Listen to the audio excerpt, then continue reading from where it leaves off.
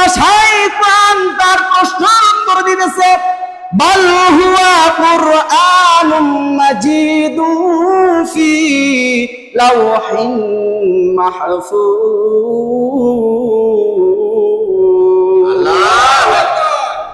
কুরআন তার নিজের ভাষা দিয়ে প্রকাশ করে বললেন, বাল হুয়া কুরআনুম মাজিদ, এটা এমন একটি কোরআন, এমন একটি গ্রন্থ আল্লাহ সৃষ্টি করে রেখেছেন ফি লাওহিন মাহফুজ। সুবহানাল্লাহ।